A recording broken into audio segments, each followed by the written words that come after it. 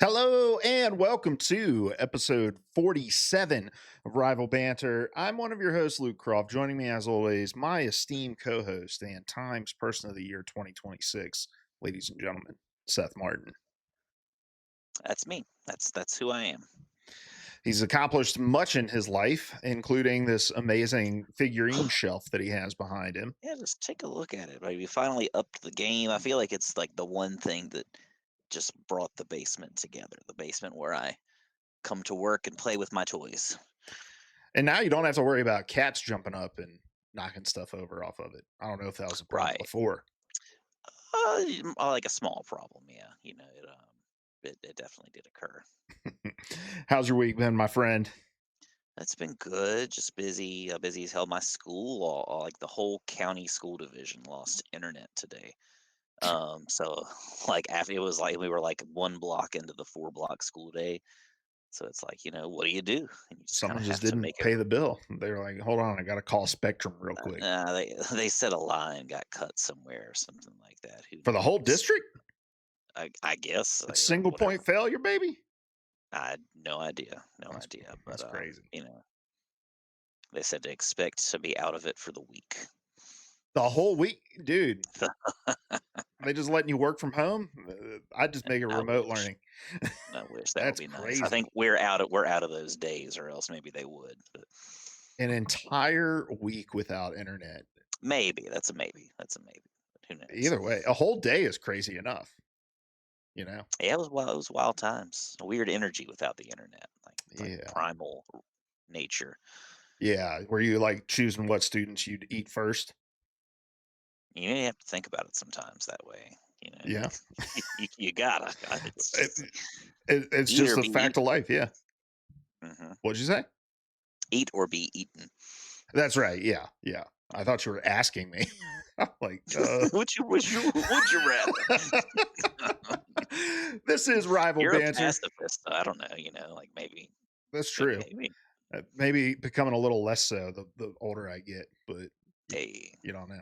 Anyway, this is Rival Banter. We get together every week over here and talk about all things Marvel Rivals and then push it out to you guys on podcast services every single Wednesday. Just look up Rival Banter. We are also on YouTube where you can watch the full video episodes and you can follow us on social media at Rival Banter on Instagram and TikTok. And shout out to you guys listening last week, most listened to week again for first week downloads for the episode. So thank you guys for checking us out and hopefully you're hell having a yes, good time and sticking around. hell yes, Um yes, hell.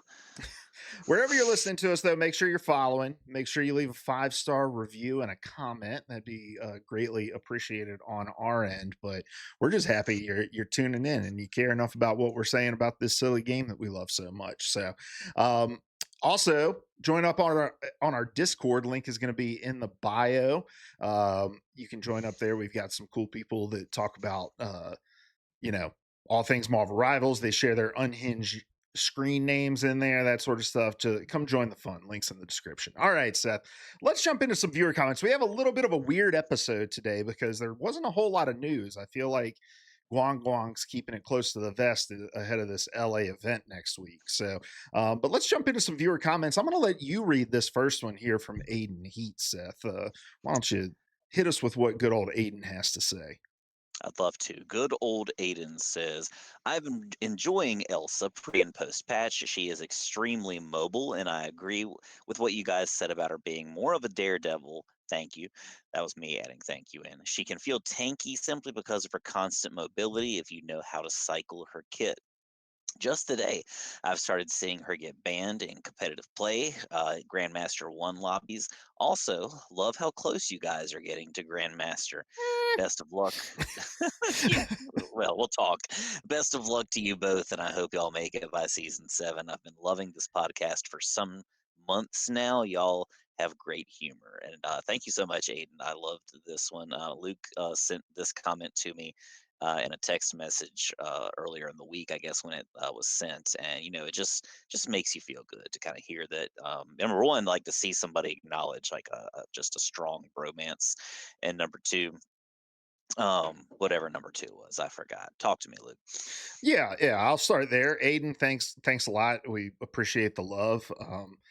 We've been podcasting for a long time. We had a video game podcast back in the day that we did for quite a while, but the internet wasn't quite as interconnected even then as it is today. And so, we had some listeners, but it didn't feel like we had this sort of like regular inflow of people saying that they enjoy the podcast. And we really just started this so that we could find an excuse to hang out once a week and talk about the game that we like to play. So it's cool that others have come along for the ride. But to the Elsa stuff, I'll say, he's kind of reiterating what we were talking about last week. I still feel like she's a bit of a menace even after the patch, but not in not in a way where I feel like if she's in a lobby, she's just gonna like run the whole thing.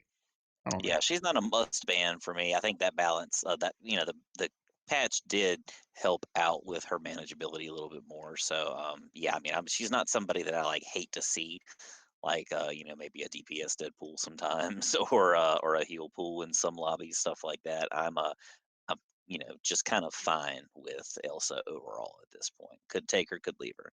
Yeah. Then the real Haley James over on Instagram responding to us talking about this weird uh how it's weird people ask to have somebody fired after a patch. And this person says, very well said, these people crying about the game genuinely need to stop playing it. The toxic community is killing this game. It's not as fun anymore because everyone is so vile. And Seth, I put this in here for a very specific reason, and that is that I think everyone needs a reminder that you can stop playing this game for a little bit. Nothing is beholding you to logging on every day and just ruining all of the people you're playing with nights, and I spend quite a bit of time on the subreddit and stuff like that, and it ebbs and flows in terms of what they're upset about. And I felt like over this last week or couple weeks there's just been this like, I hate everything about this game. I hate the balance. This game's going to die if it keeps going in this direction. And I just don't understand it, Seth. Like, have you ever found yourself like hate playing a game at any point in your life? I mean, probably to some degree, but not as consistently as I play Marvel Rivals, and I'm playing Marvel Rivals, still enjoying like every minute of it, the wins, the losses, whatever. I don't know, like I just like the vitriol that we were talking about before, about kind of like in response to people and like calling for their jobs, calling for their heads essentially. Like, why do that? I think there was a comment on there as well, that you showed me at one point, that was like somebody saying it's not outrageous to call for somebody's job if they're doing a bad job. And I'm like, sure, but isn't that like the job of their boss and not millions of people in an online community saying like, just Yeah. to take away this person's livelihood, burn them at the stake or whatever. So, yeah, like, just if you don't enjoy the game, don't play it, take a break. And you'll probably find, because something keeps bringing you back, you'll probably find that you miss it and you want to come back and just enjoy the ride a little bit more. And if not, good riddance, like whatever, 6, 7. And look, I mean, we're invested in this game in a very unique way. I mean, we love playing it, but we also have this show that we do, and we need to come and have things to talk about every single week. But even with that sort of intrinsic relationship that we have, that like interconnected relationship we have with this game now, we've still found ourselves at times going a couple days without playing, and playing something else. We've been playing a lot of Arc Raiders lately, and it's nice to have that break when the game isn't scratching that itch. And that's not to say it's not going to ever scratch that itch again, but it's nice to take a break, and I've been itching to get back to some Rivals here soon because of Yeah, it. I didn't really want to take a break. I just don't have enough time in the day to play all the things that I want to play and do all the things Mhm. I want to do. So like, That's a me good point. taking this Yeah. break for a couple days, I played a little bit, at school and at practice and stuff like that yesterday. But yeah, like it just kind of absence made the heart grow fond, myself itching. Like, oh hell yeah, I had a rough day playing competitive last week on Friday. Oh my We god. started Yeah. playing. Yeah, yeah, we did. We started playing Arc Raiders this weekend, so kind of took like a couple-day break, and like when the time came around Monday where I was able to sit down with Rivals, I was like, why not? Let's just play some ranked. Let's get back in. And it was a much better experience. Things went a lot smoother for the most part at that time. So, I mean, just take a step back. If you find yourself hating it, don't just like force feed yourself the game. Just take a break and no great loss either way, right? If you never come back, that's fine. But I'm sure that lots and lots of people will. Yeah. So um I'll just never understand the mindset, man. Like life is too short to invest your energy in something that isn't giving you back what you're putting into it. And I've worked in with gaming communities now for years, and I think I, you see this a lot in League too, where people have this really sort of like love hate relationship with the game, and they're like, "Oh, I haven't had fun playing this game in 3 years, but I play it for 8 hours every single night." I'm like, what are you doing? That's crazy to me." Sounds like you're the problem in that case, right? And I Yeah. think a lot of the times, like a game, because League is, of course, like the other game that has like a hugely toxic community, and so I'm sure that that plays a big role in it too. Like just like the stuff that you hear, the stuff that you read when you're mid match or whatever, it kind of like wears and tears at you for a while. And of course, like if you disagree with somebody, then that's a whole thing too, and it just kind of wears at your energy, man. Like I just I don't know. That's why again, like turn the features off if you can. Like ignore the people out there if it helps, and just like you enjoy the game for what brings you to playing video games. It's not your job. Hmm. Then recycled lube. That's disgusting. Quite a name. Over on YouTube, responding to me playing Cloak and Dagger when I am partaking, said, "If I want to turn my brain off, I play Cloak and Dagger. If I want to sweat my balls off as a support, I play Cloak and Dagger." And you know what? It's so true. Like, you could just sit on Dagger the entire game and heal bot from the back and provide a, a reasonable amount of value to your team. But I do think the skill ceiling for Cloak and Dagger can be pretty high as far as managing your ult, being able to avoid the Magnetos and Iron Mans that are trying to, kill your ult. The, Cloak's what like fade ability, I don't know what it's actually called, but where you make people inside invisible and invincible for a second, like, can be super valuable as well. So learning how to juggle those things, um yeah, there's definitely, I think, a high, maybe not skill ceiling as much as it is just like a lot of decisions that you can make with that character. You have a lot to juggle, yeah. There are several buttons, two different loadouts that you can kind of use in tandem with each other. So you kind of do. I think we've talked before. It's been a while though. It's kind of like a flow state that you enter with her. I think more than almost any other character because you are swapping back and forth. You've got one set of cooldowns for dagger. You've got a separate set of cooldowns for cloak, and you can use them both. You just kind of have to keep that mental clock going in your head, ticking down the seconds. Even if you're not literally doing it, you kind of just feel it and go off of the vibes. And once you do it for a while, it just kind of clicks. And yeah, or you can just heal bot and be carry the team if you want to do it that way. Who do you think is more upset in the Cloak and Dagger relationship in terms of the way that the community refers to him? Because everyone just calls that character Cloak, which is, you know, the male character, and then you have Tandy, who is Dagger. Is it that Cloak is so often associated with Dagger that would make you more upset, or would you be upset as Dagger that you've been totally cut out of the picture from a namesake I perspective? think it's not fair. It's kind of like how, like, sometimes companies, when you're like trying to pay, if you're like married or whatever, sometimes I feel like some couples, or maybe it depends on the place or whatever, but like you try to call and like get something done, make a change, and they're like, oh, we need to speak to your husband or whoever it is. I've heard of ladies complaining about that in, the past few years. And I'm like, what era is this in which we're living? Like, and so I feel like it's that we're just kind of an interpolated, what's the word? Like, we just kind of absorb this kind of like paternal male centric mindset, and we just kind of like automatically leap to him. But I don't know. I also kind of don't get that upset about it, but I'm also a male, so I understand that it can be upsetting for people that aren't. Yeah, but I think when people think of that character, they think about Dagger. Like, They if do, if, they if you just do, but then imagine, yeah. Yeah, but then So like you just kind of go to cloak. Like it's just that's the one that sticks. I think it's also just easier to say, if nothing else. Like just yeah, yeah, instead of dagger, two syllables. Like people were lazy. Cloak. yeah. And more important question about Cloak and Dagger that I've been meaning to ask you, Seth. At what frame in the transition animation do you think the penis goes away and the vagina appears for Cloak and Dagger? Well, there is no penis, is there? It's like the whole bottom half's kind of just like this cosmic. Well, yeah, I mean, but that's only in game, right? Like the when it comes to the two like they're two individual people in like canon and have their own bodies. They do. Yeah. Well, I don't know. I haven't cloaked. Whatever.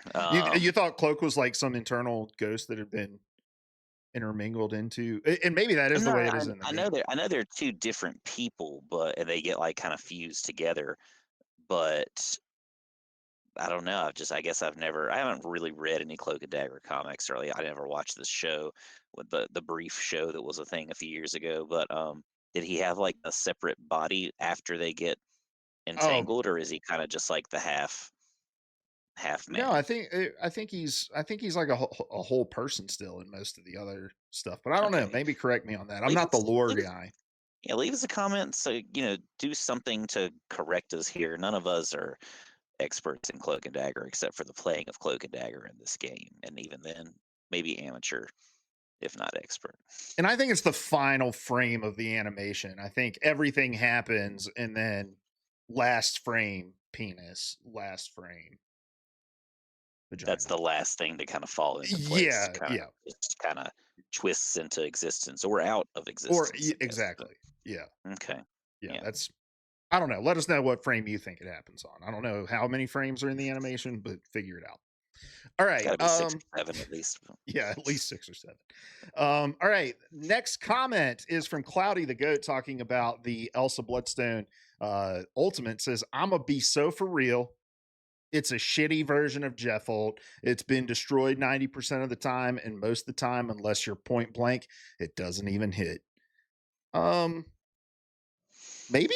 I don't know. I feel like I've been caught in a lot of Elsa ults. Maybe I just suck though. Yeah, I I think also it just tank. depends. Like the point blank thing, yeah, that's true. I feel like it always hits me, but I'm also usually playing like Mag or somebody like that when it comes through. So um, yeah, I mean, like I do think you've got to be like have an escapable character, like an Invis or somebody like that that's able to leap away really quickly. Um, I think support kind of lends itself to that escapability, or DPS a little bit more for sure. Um, I don't know. I don't know if I do like the idea though. Like I understand what Cloudy's saying, that it is kind of that Jeff old, like it can be escaped easily if you know it's coming. Um, I do think it's still Jeff still kind of takes the trophy for like readability and like how it gets announced so much farther Yeah. ahead of time. You have kind of some more control with the Jeff ult as to when you actually pop or release the ult itself. You get the call out, and then it's up to you when you actually trigger it. Yeah. Well, and yeah, the release the Gluck Gluck is kind of right when the ult line comes out, right? So you don't have that time Hmm. to prepare. I think that's a really good point too. The other thing is just like the Jeff ult is always going to be somewhat shitty because it takes Jeff out of the fight. And I'll always say that. And I know they've kind of remedied some of the utility that you lose, but still you lose a person for that fight until they spit everybody out, you know.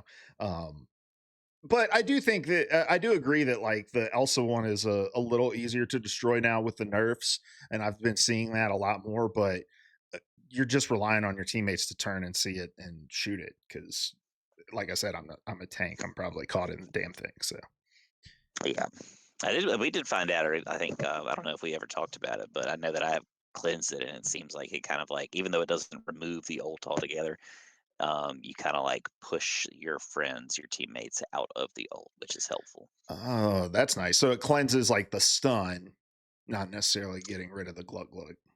Right, right. The Gluck's still running, but it kind of gets you out of the situation. Yeah.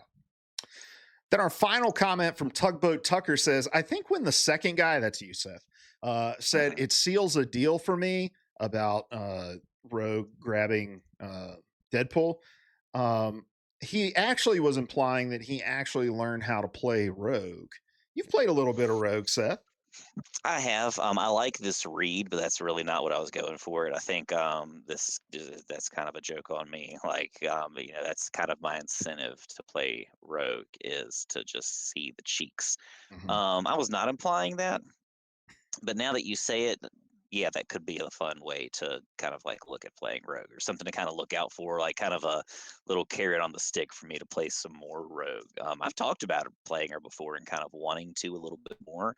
I just got so many others that I kind of enjoy playing ahead of Rogue, and so she's kind of deep down on the list for me right now. Yeah.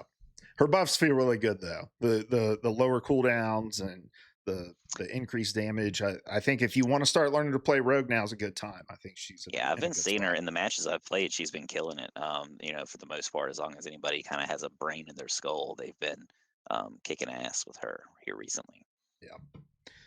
All right, Seth, let's move on to everybody's favorite segment of the show. We're blind ranking unhinged in-game names. You know how it works. You're going to be shown 5 unhinged in-game names, and you will blindly place them 1 through 5, with 1 being the most unhinged, 5 being the least unhinged. Seth, we're going to go back to you reading the names because I think that made it funnier last time, or the first Okay, time we did it. So I'm going to the drop first this time. in. You Yeah, read the name and then rank it. Are you ready for your first name? Are you in the show notes?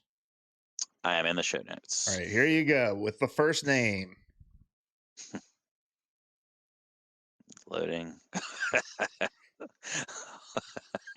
All right, this one is Love Tig Biddies. And of course, you can tell it's a play on words for they're kind of like just juggling the letters around. It's kind of like it should be I love big titties, which of course is a word for the breasts of a woman. Yes, yes, large. Yeah, just to make sure, bit large ones.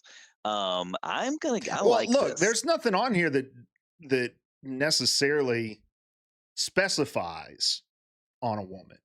That's true. That's true. I guess I'm assuming, and we don't want to do that. So I take it back. I retract it. They just love large breasts in general. Mhm. I'm gonna give this a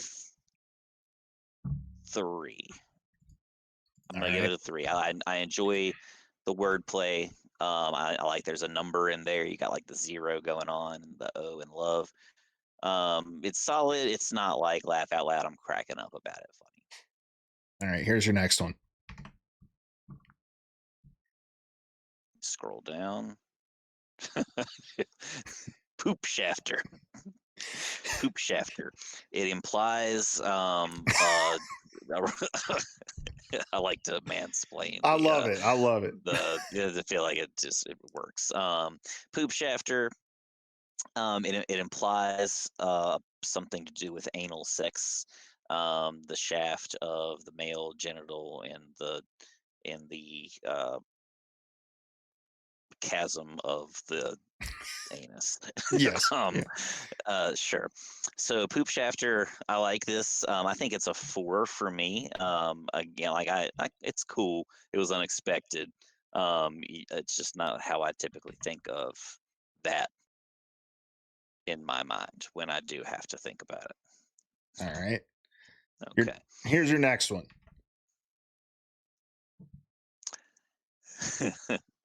Yeah. I saw this one in the Discord the other day. This is I guess I'm reading it right. Yeah, yeah, it's 9 inches. Like, yes, it is 9 inches. What does it Um, refer to, Seth? you have to assume, and again, this might, they say about assuming. I'm assuming that they are referring to a penis, Oh but I my could be God. wrong. Did you read it a different Oh way, God. Captain? Oh no. There's no way. They don't make them that big, right? I think what did the comments say when it was something like I said, somebody man, he's really short. that's what it was. And then somebody else was like, some might say it's 8 inches too big or something like that. I don't Yeah. know. But yeah, I like this. I'm gonna go. I like the confidence that it has. This is gonna be. What have we done? I've done what, You've done 3 and 3 and 4. 4. Yep. I'm gonna give this my 2 spot. All right. Here's your next one, Seth. I'm dropping it below the it's 9 inches. Okay. Jork and McGord. For those that don't know, a gourd, it's a euphemism for the male genitalia. Um, it is also literally, it's not spelled this way, but I think the play on words is that it's a gourd, like kind of like a pumpkin, or like, kind of a smaller, more slender, elongated pumpkinish Mhm. thing, like a squash or a zucchini. Maybe is Yeah, zucchini a gourd? zucchini. I think zucchini's a gourd. Yeah. Okay, so something like that. And then Jorkin is, of course, a reference to it's kind of a play on jerking. So the idea is that they're jerking this elongated phallus. Mm. I'm gonna give Well, this. hold on. And means it's Mm, theirs. It's not talking hmm about really Not anyone somebody else's. else's. Yeah, Yeah, yeah. yeah. It's a That's very like that's a good. personal. That's a clear distinction we should focus upon. Sure. Right. I I like this one. I've kind of dug myself into a spot where I've got to give it either a 1 or a 5. I'm gonna give this one my number 1 spot, and I feel like Mhm. I might regret it. I feel like you saved the best for last the past couple of times. Um, Yeah, I need to mix it oh, up. I need to mix up how I'm serving them. I think you might need to mix up your strategy for placing them as well, because I think you kind of sandwich yourself like this. But here's your final one. oh God, this should have been my one. This I love this one. Should have been expecting this. This is I played against this person and lost. Their name is. That's how you know it's good. When Seth hesitates, he's like, "Do I need footage of me saying this?" Their name is Pre-Cum Joe. I think what gets me about it is, like, of course, like the pre-cum thing is funny. It's not like full on um ejaculate. It is it's the kind of like calm before the storm. Hmm. Um it not even that, but like you've got that next to something so, like, something kind of out there and unexpected, right next to something so plain, Joe, just the name Joe. Um, so the juxtaposition to drop like the Englishy term in there, of the pre-cum and the Joseph, that gets me. I have to, I guess, put this in 5, but I really do. This would be my number 1 spot if I could turn back time. Yeah. Do you think his friends call him this? Like, what do you think the origins of pre-cum Joe PJ, are? PJ. I don't. Oh, it's look, it's old PJ. This old pre-cum I Joe feel coming. like this is like a high school nickname. Like there's a story behind there. Oh, like So like, oh, dude. So my brother went to a Bible college, oh God, and you're telling a real story. Oh my God. they had this speaker who would come and talk about sexual ethics because my brother went to a Bible college, as did I. Um, but as he was speaking to the student body about the things that they shouldn't be doing to lead them into temptation, he starts he starts talking about how he was walking through the lobby of one of the dormitories and saw a young couple sitting on a couch, and the man was sitting there and the woman was laying her head in his lap to take a nap. And then he goes, and I see those little cum stains on your pants when you got up.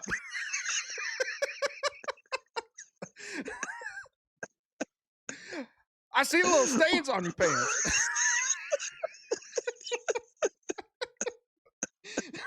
I would love to know what he said after that. Like, what was the direction in I which think he he was was going? I Just think he was that just was the saying, path to temptation, yeah, I the think he was laying just of the saying, head. like, hey, first it's that, next it's just penetrative sex.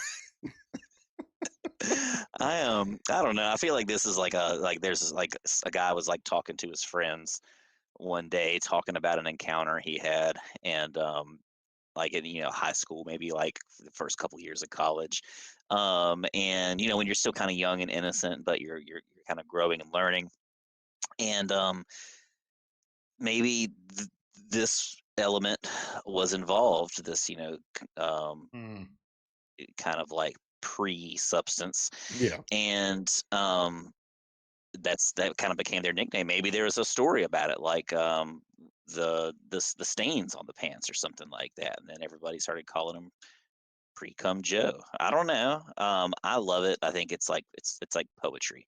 It just kind of roll. It's succinct. There's not a lot to it. You don't have to like tilt your head to read it. Kind of like the it's 9 inches thing. Hmm. It's there. It's plain Jane.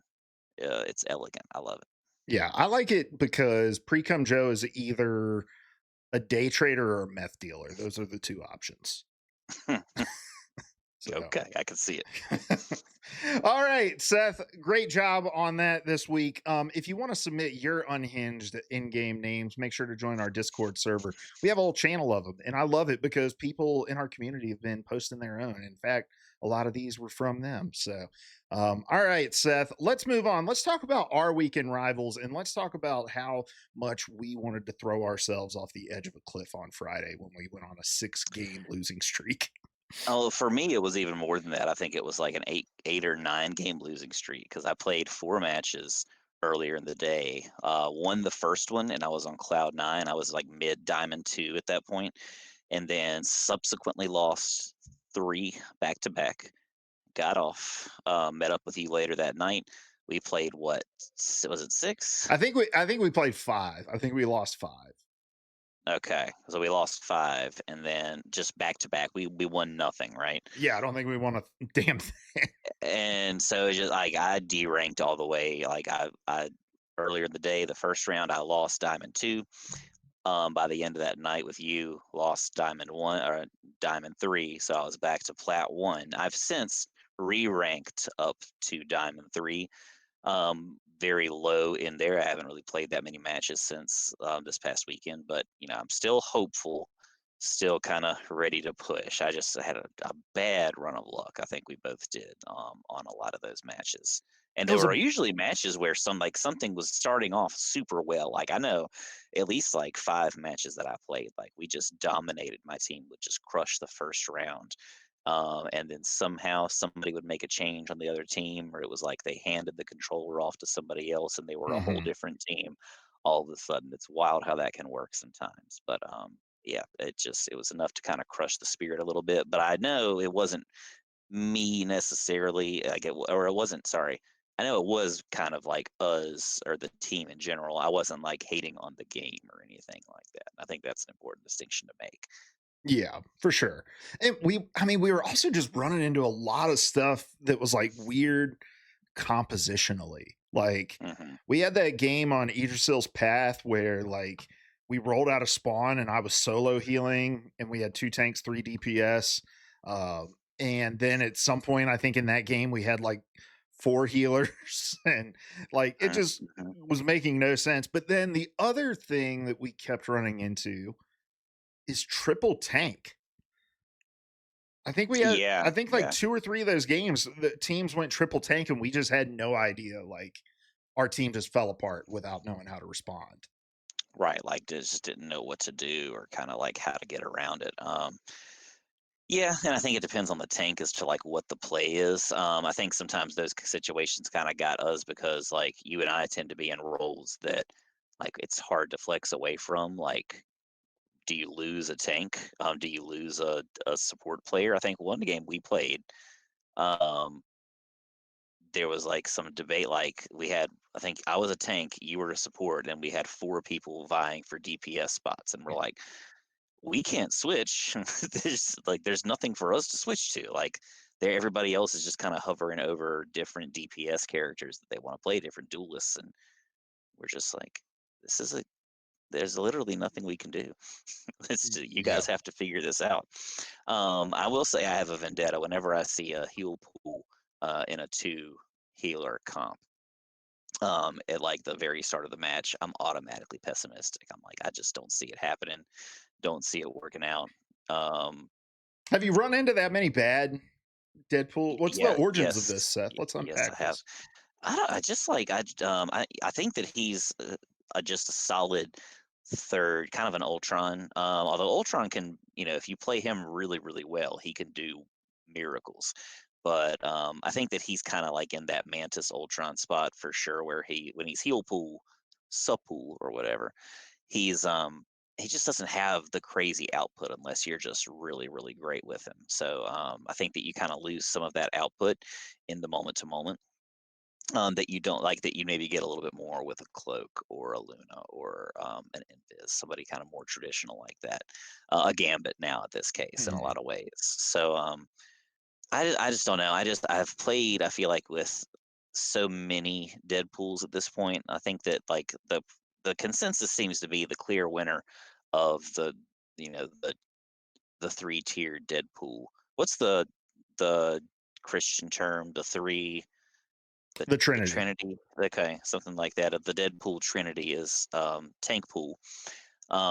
DPS pool's kind of like in the middle there, and then sub pool is kind of like dead last. I just feel like I haven't seen enough great gameplay from those support Deadpools to make it really worth the pick. And usually the teams that I'm on have suffered like immediately, and it's almost always that when you look at the numbers. Yeah. Very aim reliant, accuracy reliant, and I think you also have to be kind of playing all together, or you have to have a Mhm. Deadpool who's really aggressive and willing to play up with the tanks. Same thing as like Ultron too, right? Like you've gotta make sure you're managing where those drones are. And you've got to hope everybody's kind of together to maximize those drones. It helps having two of them now a little bit more. But Deadpool, when he's got that big healing field, he's got to be kind of right around everybody Mhm. else. But he's vulnerable doing that too, unless he's right behind those tanks like stink on a monkey. Yeah. All right, let's move on to the news. Very few items this week. As I said, I think Guang Guang's waiting for next week to turn on the fire hose of information. But we do have some new skins coming to the game. First up are the Phoenix Seat of Spring skin and the Moon Knight Eclipse of Night or Eclipse Night skin. What do you think about these, Seth? I know you're already sold on the Phoenix one. I like the Phoenix. I don't know if I'll buy the Phoenix one. I think there's enough skins coming out. But I mean, it is nice, and I do enjoy playing Phoenix every once in a while. So I say that I've got like 900 units in the bank right now, so this very well could be sold when it drops.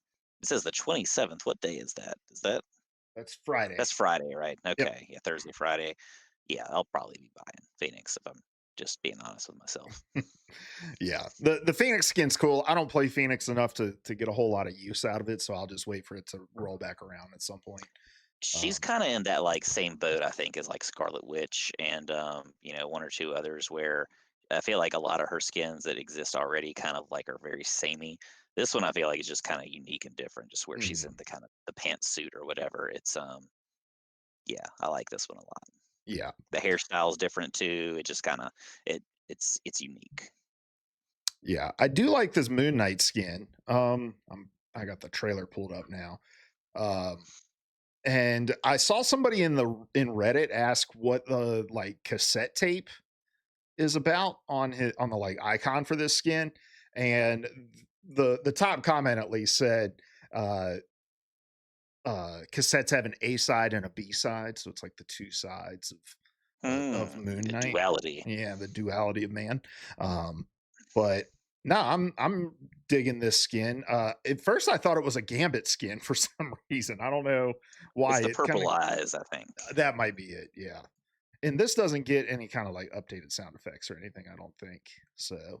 Um, yeah, and then our next item and final item of news is a Saudi millionaire is paying people to throw games. I found this over on the subreddit as well. So apparently, there is this Saudi millionaire that has created a website, and this is from Window Accurate 5745 over on Reddit.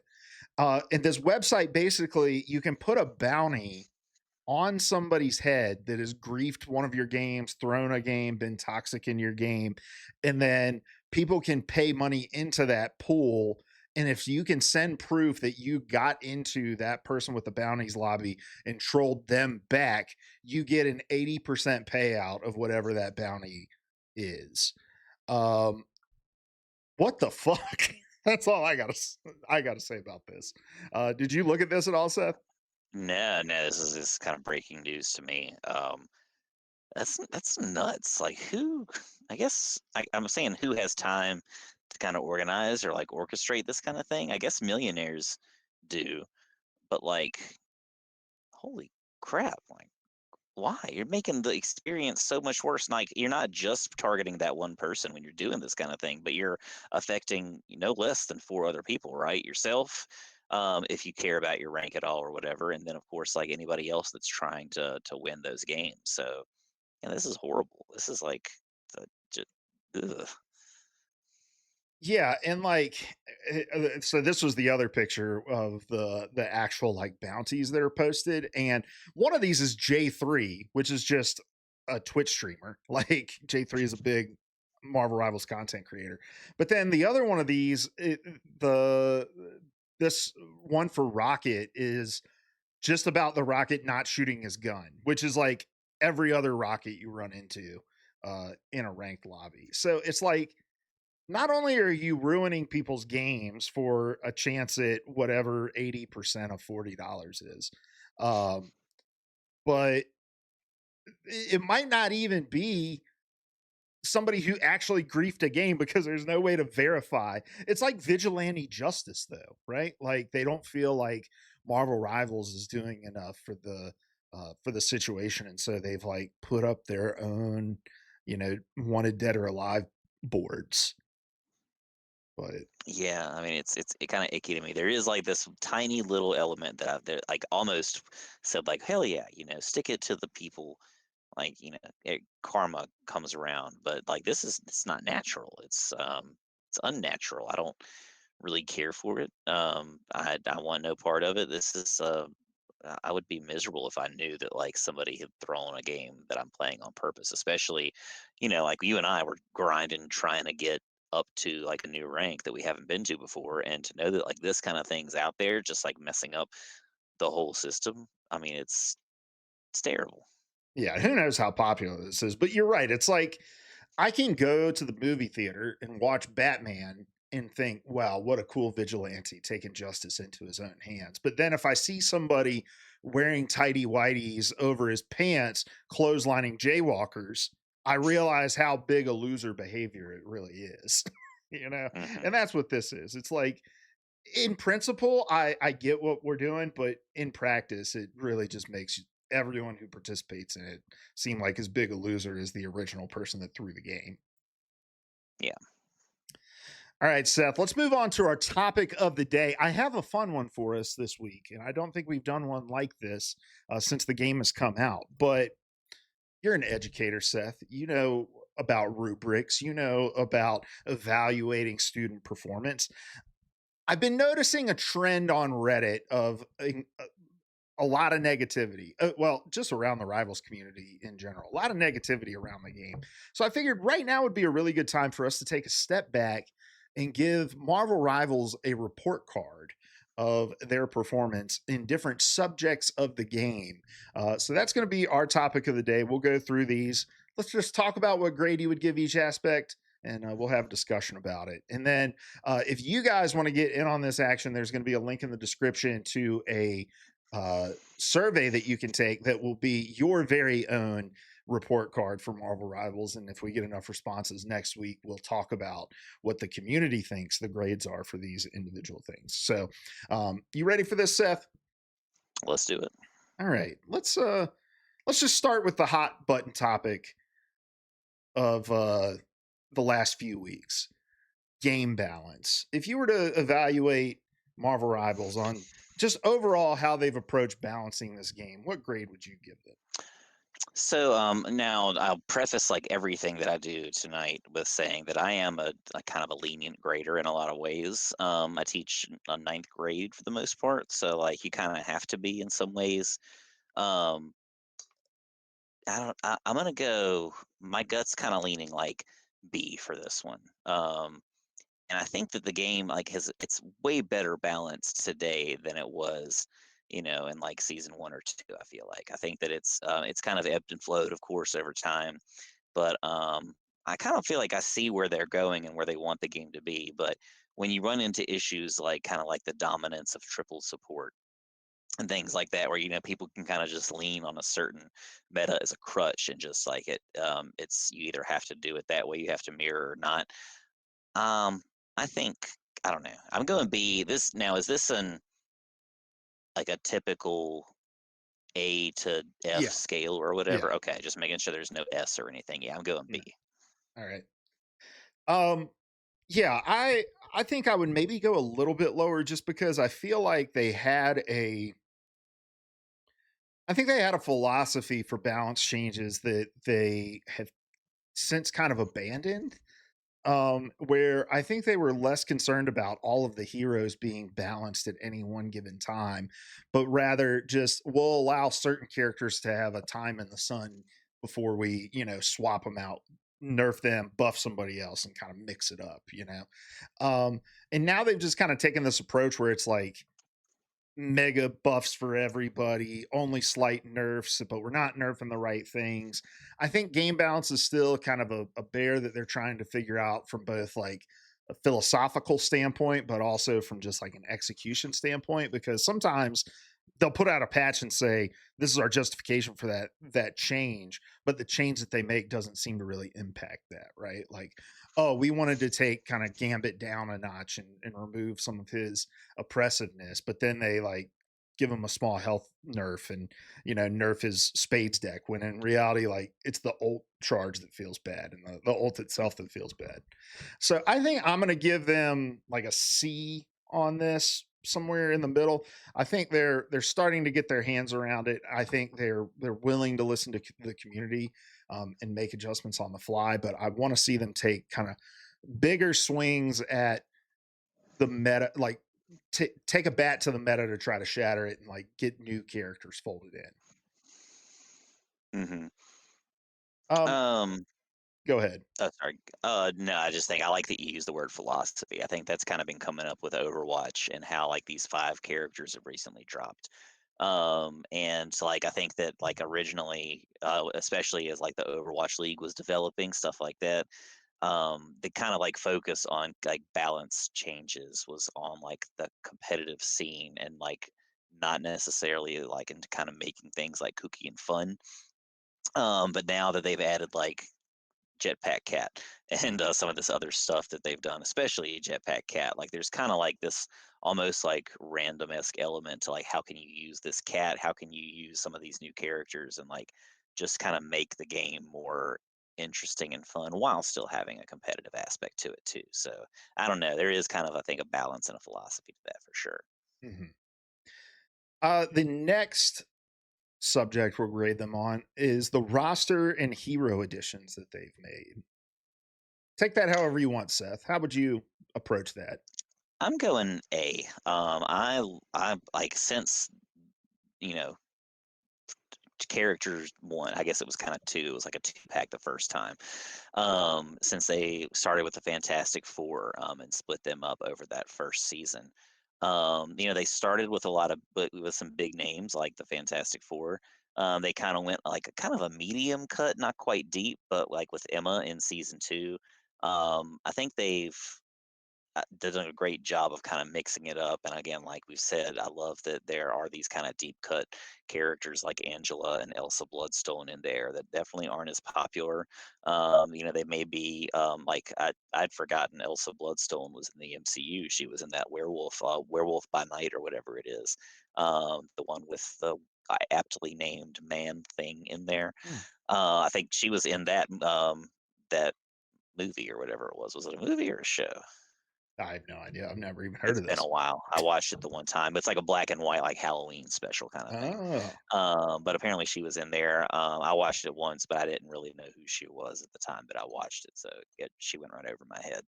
Um, Yeah, I'd go A. I just love the frequency that with which they've been releasing these characters. There's always somebody kind of new and exciting to learn.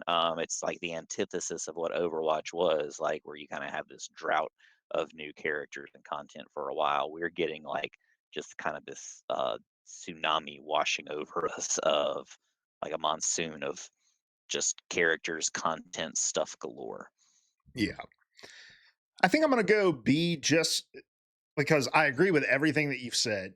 I would be known as a tough grader if I was in education, Hmm. probably. Hmm. But I agree with everything that you've said. I think I'm only going to dock some points off for like the deluge of um, DPS characters that we got there for a short stretch.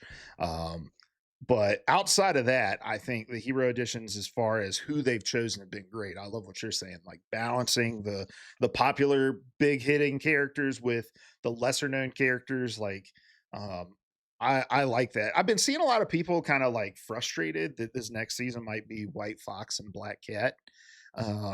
But and just saying like the game needs somebody that's going to bring hype to the game right now to pull people back in or whatever and to like hit back at what Overwatch is doing. Number one, that's just not how game development works, right? Like these characters have been planned for a while now.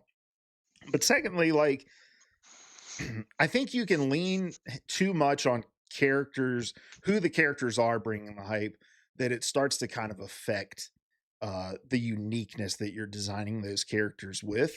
And I think some of the most interesting designs that we've gotten for characters outside of like Deadpool, obviously, have been characters like Emma and like Angela, like these lesser known characters. It incentivizes the devs to figure out a creative approach to them to get people interested in them. They're doing the heavy lifting and not the IP itself. So I'm not one of those people that's like, we need Cyclops next season or the hype is dead, you know? It would be cool though. Like I think that would be Yeah. awesome. But I would much rather have a Cyclops personally than either White Fox or Black Cat, whoever. But I'll take whoever, and I'm sure that whoever it is, they'll be fun to play. But if not, I've got what 50 other characters as whom I can play. Like I'm there. I'm not going to complain if there's one or two that are duds for me personally. I'm sure Mhm. there will be somebody out there that really digs them. Probably a lot of people, at least 6 or 7 of them. Mm. Yes. Uh, um, all right, game mode, Seth. So things that they've added to the game. We've gotten Battle Matrix Protocols, Zombies, Jeff's Winter Wonderland. I'm going B. I think that like 6 months ago, this was probably a solid C, C minus kind of situation for me. But after I think Marvel Zombies was kind of like the turning point. Just having that game mode kind of like thrilled a lot of people, us included, right? Um, the Jeff's Winter Wonderland stuff I think was a great turn in the right direction too. 18v18 Annihilation. I never really thought that I was going to be playing that game mode that much. I started kind of using it just to like try out characters as they dropped, and now I just kind of get in there and play for fun, just to kind of dick around. And I feel like it's even though it can feel like you're kind of lord grinding, like kind of be a little guilty about it sometimes. Hmm. I think it's fun to play. Like, you just have so many people out there. You're still thinking about the game strategically if you're like trying to actively win matches. Like, you've got to think about how to do your job, just kind of in a different context. And so I like it. It just way more than I thought I would. So I think this is a B, B plus for me. I think if they keep doing this kind of thing and just kind of adding more and different game modes, I could easily see this rising to an A for me. You kind of took all the words out of my mouth with your I'm response so there. sorry. And oh, you're good. Because I'm going with a B too. And I'm with you. I think if you would have asked me this back in September, it would have been a much lower grade. But I think it's their willingness to continue to add game modes like you're talking about, but also their willingness to improve game modes when they're bringing them back, right? If we were still sitting in a world where like the new Jeff's Winter Wonderland event didn't happen and where they hadn't taken Resource Rumble out, then the grade would be lower too. But they've shown this willingness to say, we'll add new mechanics to these game modes that we had here in the beginning. I think the next time we get zombies is going to be the same way. I hope they do that with Battle Matrix Protocol. But then also the willingness to invest in adding a game mode and then realize everyone hates it and be like, hey guys, we'll take it out. We're gonna figure out how to make you like it Are when we bad. bring it Yeah. back. Yeah. So I'm with you Mea on the culpa, B I there. think that's called. Yeah. Hmm. Maybe. I don't know. I don't speak French. So No, mon Dieu. bonerific me Mm, me mm. mes amis. All right. Uh ranked, Seth. What grade would you give ranked?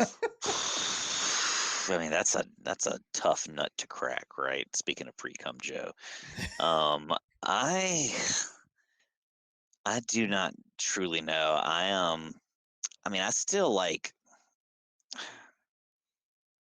again, I kind of approach it with the mindset that the, while there are some problems with the game and the meta and how things are and matchmaking and all that, sure.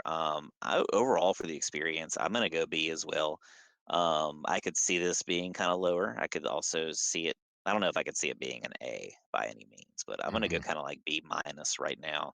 Um, Mainly because of like kind of the dominance of triple support, the kind of stuff we've been talking about. Um, the I don't know, just like I still hate that like you get punished, even though it's not as severely like having a lever. I had somebody who like just it was like an 0-7 Wolverine in a competitive match the other day, and we lost because very shortly into the match, after going 0-7, the Wolverine just quit. But it was right past that deadline, so everybody suffered. We all lost points, and like for what? So just stuff like that, I think, kind of adds up. It's not a negative experience necessarily because I do like enjoy the sweatiness and the competition of competitive. I think that's why the game mode is there to kind of give you that tension. So I appreciate it in some ways, but of course it can be frustrating when there's so many elements outside of your control. Yeah. I think I'm gonna give ranked a C. Um, Hmm. and I think it's mainly just because it's missing some things that other games have that would make the ranked experience better. Yeah, yeah, I L- like that.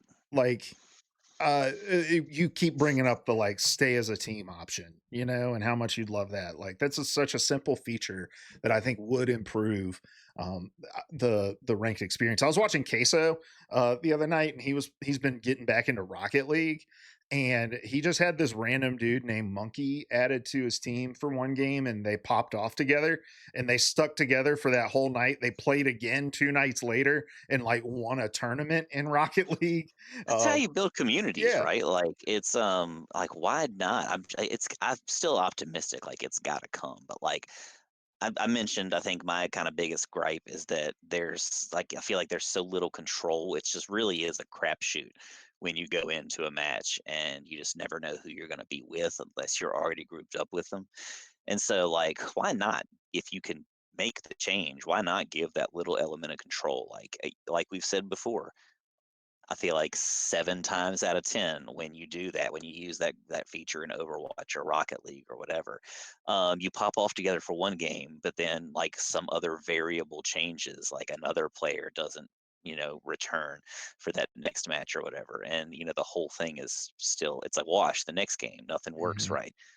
But what if it does? Like I feel like it just Yeah. again like kind of gives you that much more control and that much more um I don't know. I feel like the whole thing's kind of like an exercise in stoic meditation, like just kind of like trying to learn how to let go of things that you can't control, but being appreciative for the things that you can and like making the most of that stuff. So, Mhm.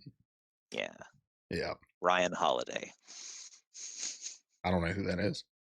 as a stoic guy, as a daily stoic, whatever. Oh, okay, gotcha. um, NetEase's communication with the fans, with the community. I think 10 out of 10. I think this is an A plus for me. From like almost day one, I think that they've gone out of their way, gone above and beyond more than like probably anybody else that I can think of. The fact that I know Guang Guang's name, that like we know like the names of different like staff members is kind of unprecedented for me. And I've been someone who plays video games and is like follow like I read articles on Kotaku and Polygon like every day. Still couldn't tell you like some people's names I've got Guang Guang down. I know my Guang Guang. I know his face. I know his laugh. I know His it all. scent, which side of the Mm. bed he sleeps on. Guang Guang. He's a lefty for sure. Yeah, I'm with you on this. I think it's an A, and I think the community doesn't give them enough credit for the amount of communication that they do. I mean, we know when to expect seasonal update information. We tune in that Tuesday before a new season. We know we're going to get information. We've seen them step in at times when the community has been up in arms about EOMM and stuff like that. We saw their response to the stuff with the balance changes and kind of a goodwill measure to say we'll do this small patch and we'll reassess things at the season 7 patch. I think all of that collectively is like you said, it's above and beyond what a lot of other companies do. And I think I don't think it should be the exception either. I mean, I think this is how companies should do it, but they do it really well, and I appreciate that. Hmm. So, Seth, this game was kind of built on team up abilities. That was one of the main differentiators. It's not like Overwatch because it's third person. We have these team up abilities. Um, where would you grade team up abilities right now? Just again, I'm rolling with the gut right now. I'm going. Is specifically right now, or just kind of like across the board, like Across the board, from but trending also, like how okay. they've continued to handle it. I'd go A. And I think that again, this has kind of changed for me over time. Like way back when we talked after they first kind of did the first like team up mix up where we dropped, like we lost the Scarlet Witch and Mag team up with the sword or whatever, the big sword that you could swing. I Hmm. loved that thing. And so it can be kind of frustrating when you lose that stuff, but I also kind of appreciate like how it changes the game from like season to season when you get the or half season whatever, when you get these kinds of changes, because like it really does affect like what works and what doesn't, at least in some way. And you get something kind of extra that you have to think about as you go through the game. So, it's easy to forget. This is, I feel like, the thing that set this game apart from Overwatch. Even though they are vastly different games, I think this was the thing that was kind of the most unique about it when it first launched, when everybody was saying, oh, this is just third person Overwatch. Sure, in some ways, like the game style is the same. But that kind of has this added aspect, like the kind of teamwork, and pairing that goes into it, that kind of like plays off of the superhero team ups that you get in comic books or whatever. So this, I think it's an A. I could definitely see arguments for lower though. I'm gonna give it a D. Good googly moogly. and, All right. but I don't think this is any fault of NetEase's per se. Like I think the idea of team ups is a great kind of novel idea. Again, it was supposed to be this differentiator, but I think it's just challenging because you don't want the team ups to be so impactful that you're kind of griefing if you don't have them. But they need to be impactful enough that you want to use them. And I think Hmm. some characters have that. I think some characters have had it in the past and they've been taken away. I think there's other characters that have never really had a meaningful team up for themselves, and I think the anchor like the fact that there's so many team ups that it's just like one person's an anchor and another person gets an ability. I wish it was like both people got an ability. um so I think it's just sort of a nature of it's hard to put reliance on strangers. There's already so much like reliance on who you're grouped up with just by nature of it being a hero shooter. Add on top of that, now I need to get in a lobby with somebody who plays the character that I need for my team up. Like I think team up abilities is just something that I often forget about in a lot of ways, unless it's one of those more meaningful ones like the Gambit Mag, or the old like Gamma charge with different characters and stuff like that. Hmm. Also, shout out to I think it was Nick Tacto in our Discord that said the Thing Hulk team up sucks because you're just never going to see it. It's so true. I play a Yeah. lot of Thing. I never get a Hulk on my team to get the team up. I did use it one time, but it wasn't like earth shattering. I barely noticed the difference. I feel like maybe it was just the team I was on. something about that dynamic, but I didn't really like see a substantial change using that team up. Yeah. All right, final two categories here, and we'll make these ones quick, Seth. But monetization and custom and cosmetics. So the skins and how they charge for them. If you'd asked me before they've done this twice now, but before like the Gambit Rogue wedding thing and the The Psylocke gotcha. thing, Yeah. the gotcha stuff, I would give it, I think, an A before, but now I think I'd give it. I'm gonna go B minus to a high C.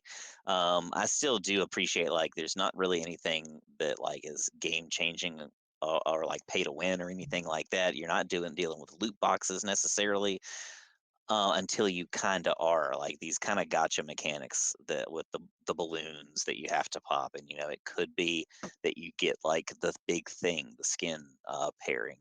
Um, right off the bat, you could just pay like 100 units and get something that would normally cost you like 20 to 30 bucks.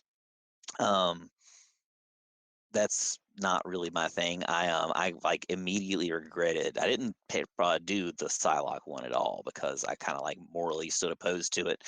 And then I just happened to have like a bunch of units burning a hole in my pocket when the Gambit and Rogue skins came out, and was just like, sure, I'll go for it. And I didn't do my reading or anything like that, so I didn't realize how much money you would have to spend if you didn't get what you wanted in the first couple of tries. It was like 3,000 units. Yeah, it's like the price Um, of the skin. right. And so, like, in no way was that beneficial. But, like, by the time I realized what I was doing, I had already gotten, like, in. And so I had this whole, like, sunk cost fallacy thing going on. And I mean, I wanted the skin. So at that point, I was like, well, I might as well finish it. But I don't foresee myself doing that again. I want to see none of this in this game. So I'm going to go benefit of the doubt, kind of go and B minus, but I'm very like I could definitely be in C territory with this.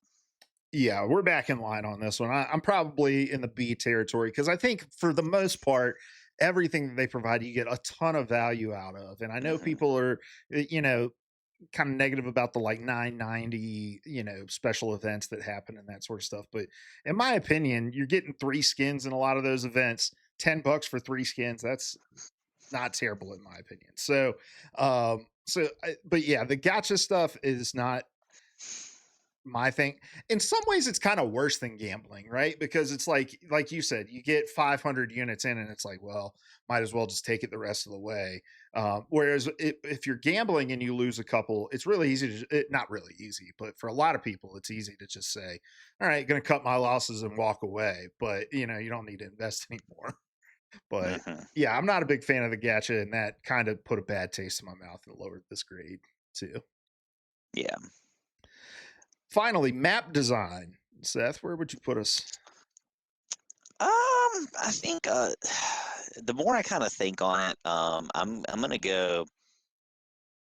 I think I know I haven't really gone lower than a B. I think I'm still gonna go like B minus right now. And the reason I'm kind of shifting down is because like I know I didn't really have a problem with it, but the more I kind of have played and the more I think about it, I do kind of have a problem with this newest map with like what is it, Museum of Contemplation? Mhm. Is that the name? Yeah.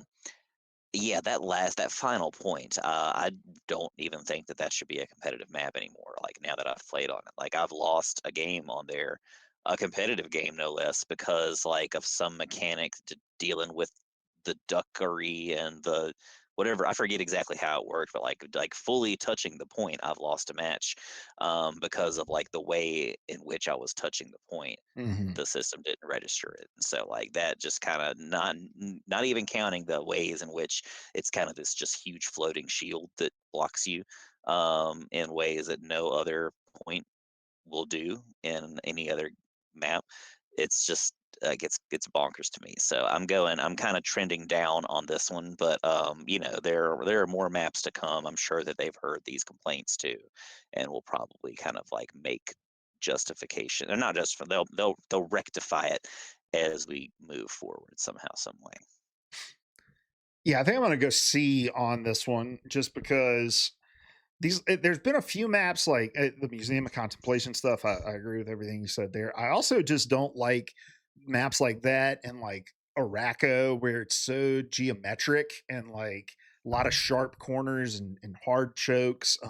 And like Kunlun, you kind of get that weird choke on point B where teams tend to get stuck. That final turn, 90-degree turn into the third point's really hard. Like, um, I don't know. There's stuff that just overly favors one side or the other. And it's one of those things where it's like I get that it's never going to be a total 50-50, but like third point Kunlun feels like it's 90% defense, 10% offense on that section. So, and then the like just barrage of Clintar maps that we got as well. Like there just wasn't a ton of diversity I happening. forgot about that. Yeah, I'm going C. I'm dropping Yeah. down to C territory there. um, but but I think there's also some bangers and maps too. Like Midtown, I think is one of my favorite maps. I like a lot of the what's the convergence maps. I think are really good. The other thing that I think lowers my grade a little bit is I think some of the destructive and like rebuilding environments are kind of buggy.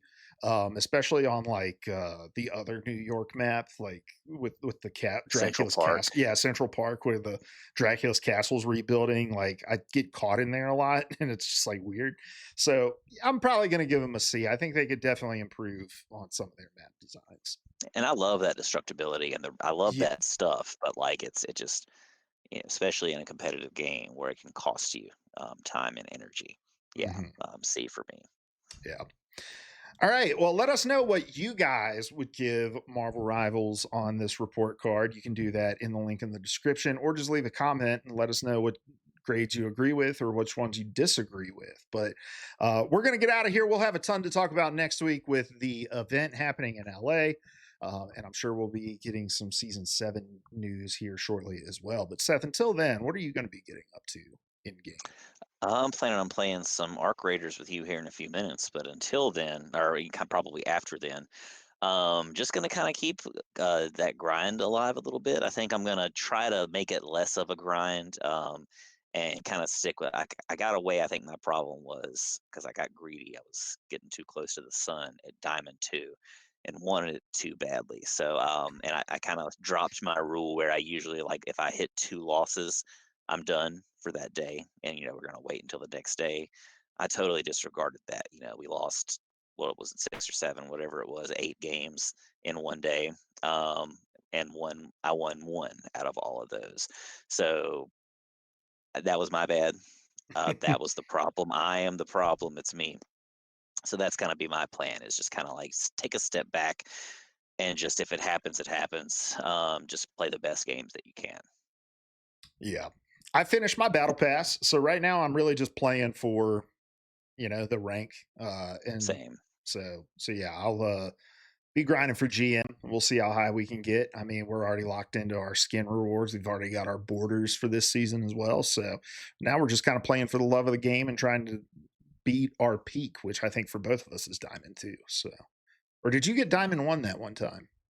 I got Diamond One back in season 2, I think it was maybe, or it Yeah, might have been the end of season 1. I think it was season 2. As close as I got, and it just didn't work out. until this season when we surpass it. All Oh, right, we have guys. 3 weeks left to go, something like that. 2 weeks, I think. So 2. Oh God, yeah, we'll see. all right, guys, that's going to do it for us this week. We appreciate you tuning in. Make sure you liking, subscribing, and leaving a comment wherever you're listening to us. Make sure you follow us on social media at Rival Banter on Instagram and Discord, or Instagram and TikTok, and then join our Discord to share your unhinged names and talk about Marvel Rivals. All right, guys, until next time, good luck in your games. Good luck on the grind. We love you. Goodbye. Goodbye.